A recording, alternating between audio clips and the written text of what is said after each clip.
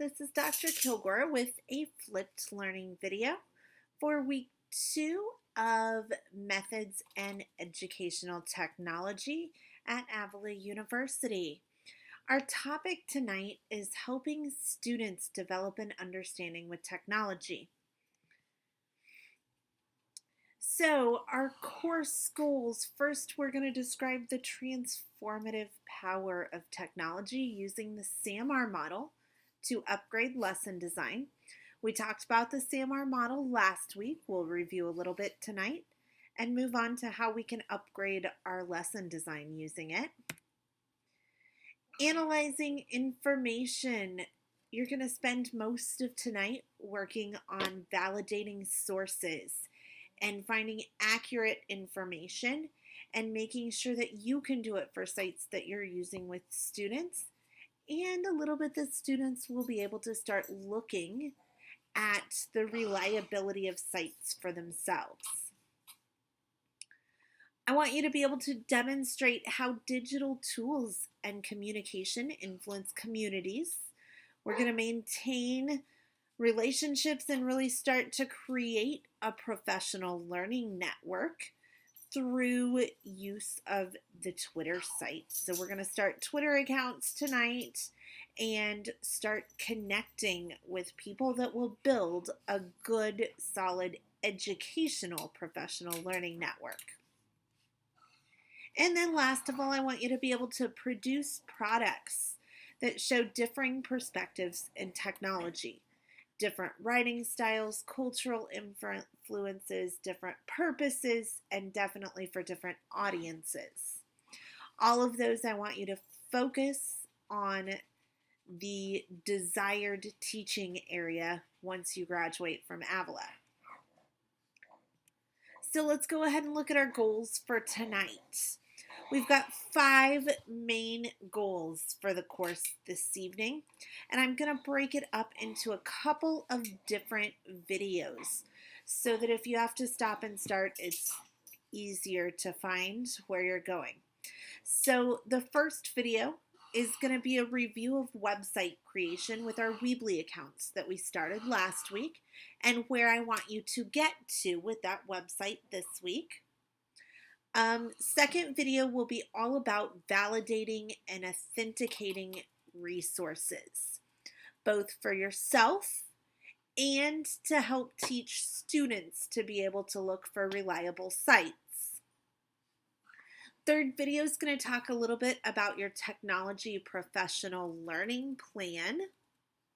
I want you to get the topic kind of solidified, what you want to research with this free time that you've been given, and get a question going. I want you to be ready for checkpoint 1 because that is due on the 31st. Next video, we'll be talking about using the SAMR model to impact lesson design. I really want you to look at that tech rubric, and the videos that I showed you were in there last week, and look at a collaborative learning piece. This will kind of go back to the collaborative piece that you're going to do for validating and authenticating resources as well.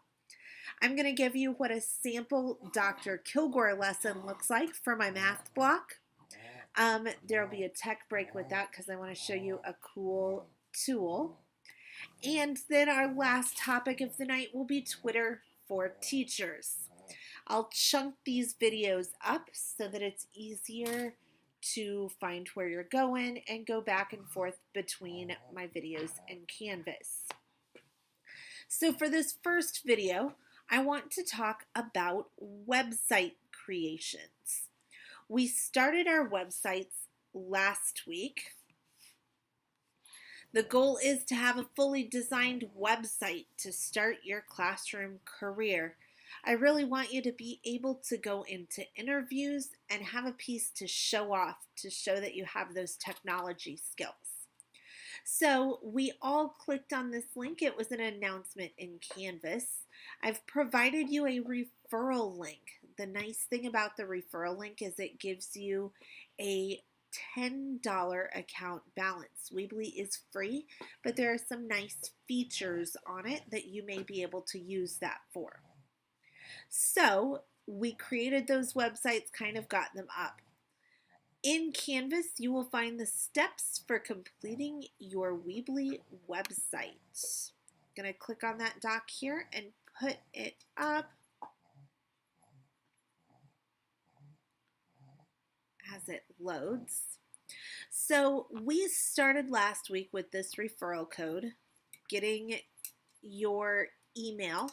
I definitely did suggest creating a professional email for anything that you sign up. Start signing up for all of your sites on that email. I shared that this summer I decided to brand everything. All of my flipped videos for my math classroom are on the same YouTube channel. That's Dr. Kilgore's World. My website is Dr. Kilgore's World. My Twitter handle is Dr. Kilgore's World. I've set up Instagram, haven't been using it very well. I'll get there one day. But I've set up Instagram with the same handle of Dr. Kilgore's World, so that every time you look for me someplace, you'll find Dr. Kilgore's World. My Teachers Pay Teachers is there. Now, I don't tell you this to overwhelm you. I tell you this so that you will set things up in a way that if you happen to part ways with a district, you aren't stuck without your intellectual property. This website that you create is your property. I want you to always have access to it. That's why I say you need to own the email address of everything you sign up for. So, I kind of want to review because I felt like we rushed through getting some of this site, and I know that it felt fast for me, so I'm sure it probably felt really fast for some of you. So I want, by the end of tonight, you to feel confident with having step 1 and step 2 on these steps completed. I want you to have a site set up. I don't want you to get to step 3 where you're curating and creating content. We will work with that in class next week. Okay, so here we are in the designer side of my classroom website. This is the one that I use for math this year. So I kind of want to walk you across these blue buttons across the top, because those are all of your settings that you're going to use to actually build and design your site. The first one is the build feature. The build feature allows you to put content in your page. I'm going to go to a blank page, one that I have not yet created. Oh, I do have some stuff here. My standard math pages start with a learning target and their mastery badge that they can earn. So on these pages, all of these buttons are drag and drop. If I want to add a title, I pick it up and wait for that blue line to be where I want that title to go. I can put it right across the bottom there. After the title, I can put in a text feature where I could type more in. I could go ahead and use the image button to add a picture. That is what I did for the mastery badge for students. If I decide that I don't want it there, I can click the X and delete it.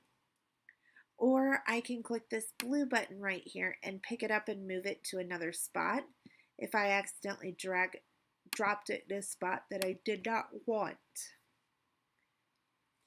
So I can also pick gallery, which would let me put multiple images.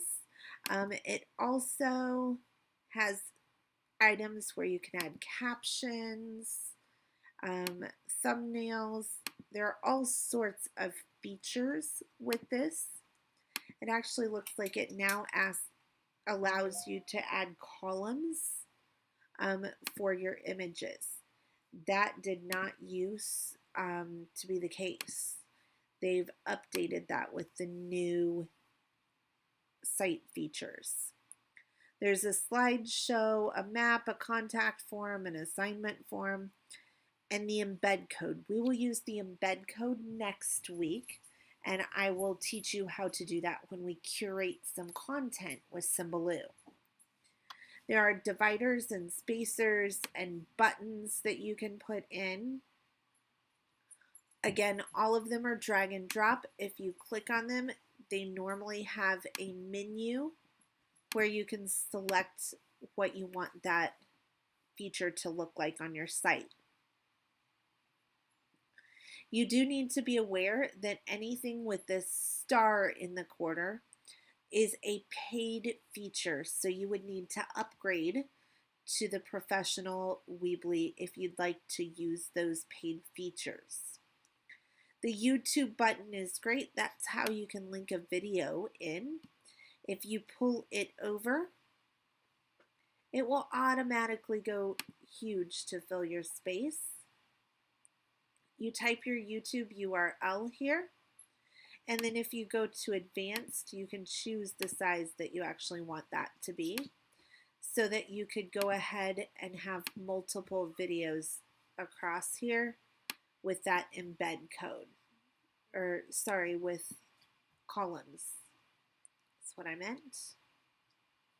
And again, if they're not the size that you want them to be, that's all in the advanced button where you can make them smaller.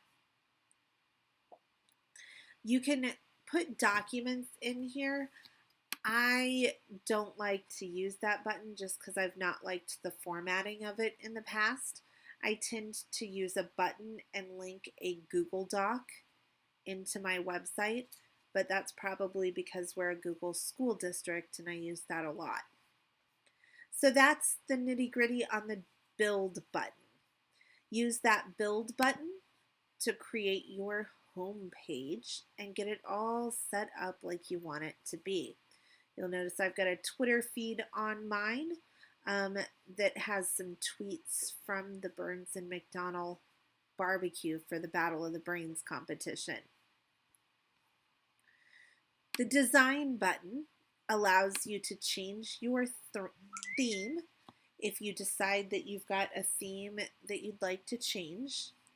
I love that it now has this recently used, so you can see all of the ones that you've tried for your site. It also has a custom button if you want to go through and design your own or choose certain settings.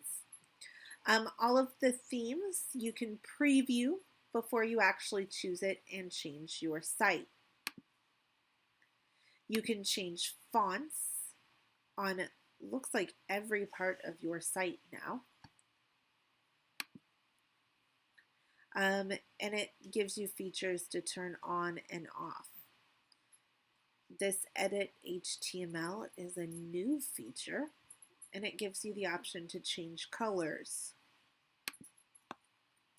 So I'm going to go to pages. You are going to notice that my pages are rather long. I do have a lot of pages, and we'll actually have about another 4 or 5 to add under my math units to cover all of my learning targets. I'm going to change this so it matches the pattern since I'm noticing it. Okay, so the pages are a little bit different on each of the designs. In most of the designs, you will see the main level of pages that are out here being the ones that are displayed across the top. You'll notice that for math units, I've indented my learning target pages. This puts a subheading under there, and then all of your learning target pages would be here. These are all drag and drop as well. I can move them over like this if I wanted. That would mean when I go to look under my math units,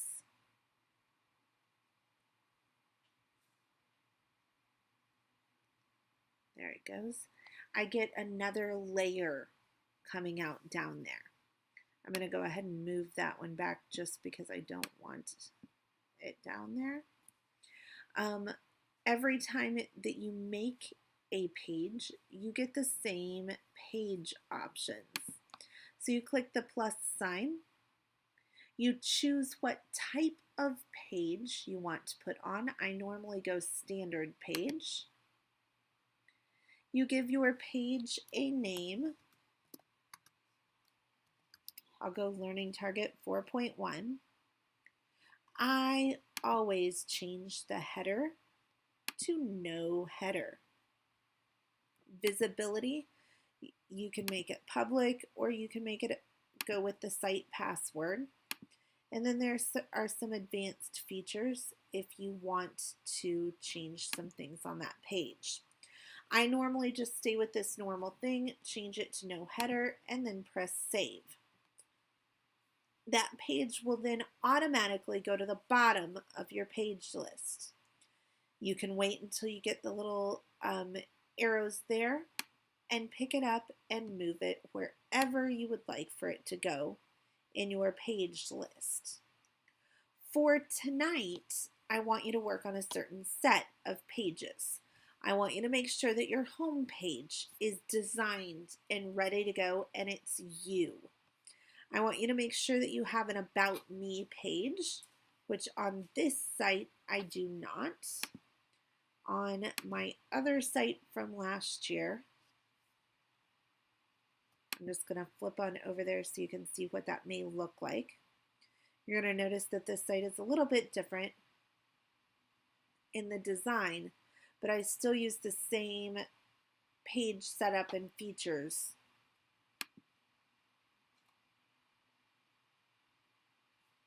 So here are all of my pages from my Science Social Studies site from last year.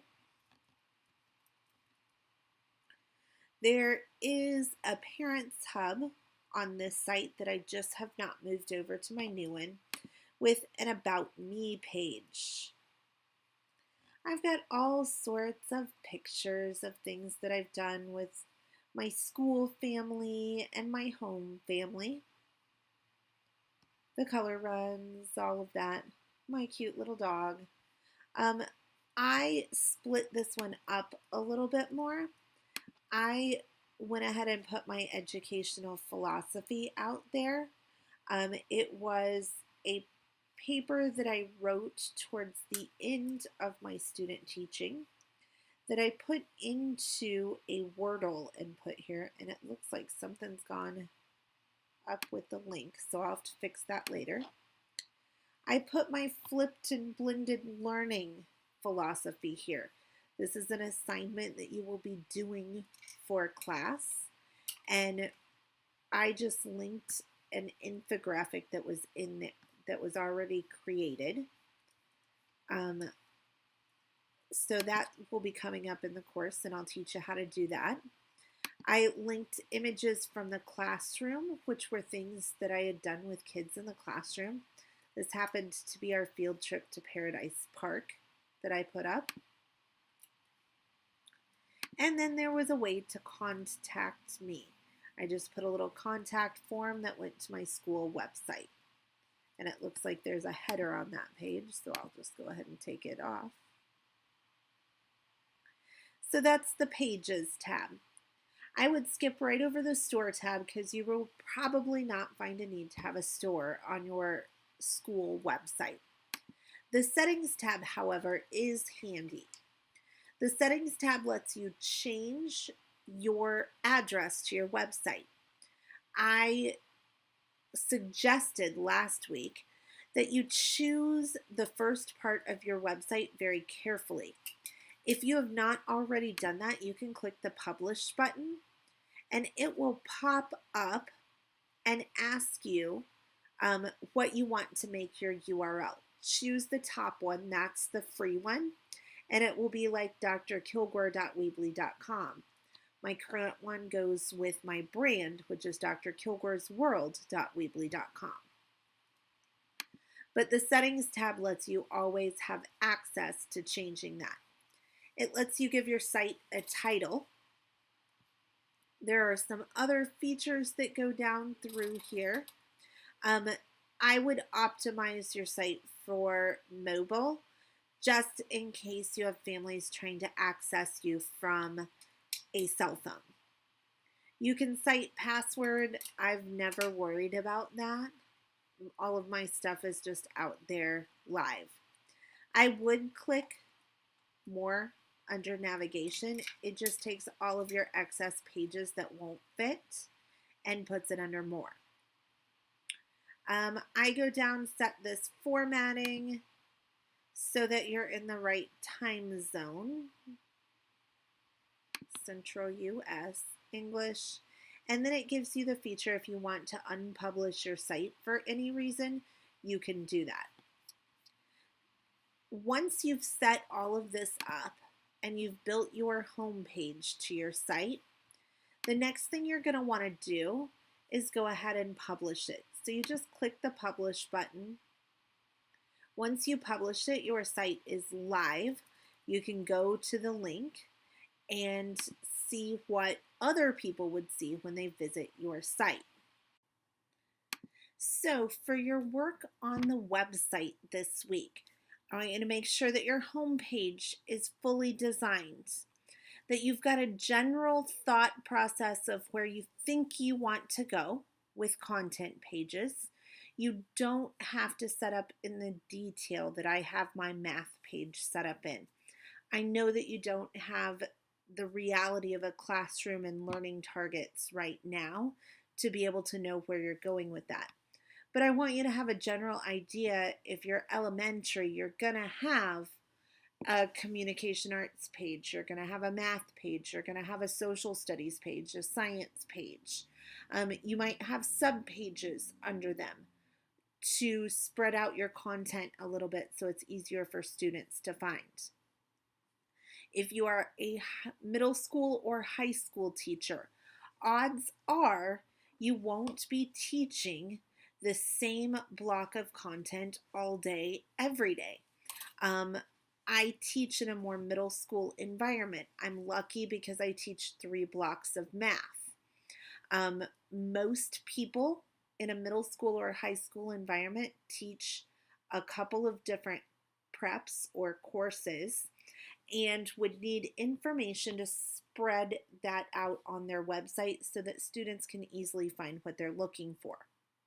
So have an idea of where you want to go with this. You need to have a contact page and an all about you page that's professional. It can show pictures of you and your family. Just make sure that they are very conservative and professional. And just one thing, if you are middle school or high school, it's okay to put a little bit of coaching info on your site. But when I look at your site, I should not see this overload of your website should not scream to me, I am a coach. It should really reflect your content knowledge and the academics that you will be able to teach. It can highlight coaching as a plus, as a perk to hiring you, but those academics need to be the key to your site. So you should have a home page, an about me page, a contact page, and start kind of setting up the flow of what you think your other pages will be. That's it for the website piece tonight. Make sure that you move through your module in Canvas so that you're getting all of your learning. See you in the next video.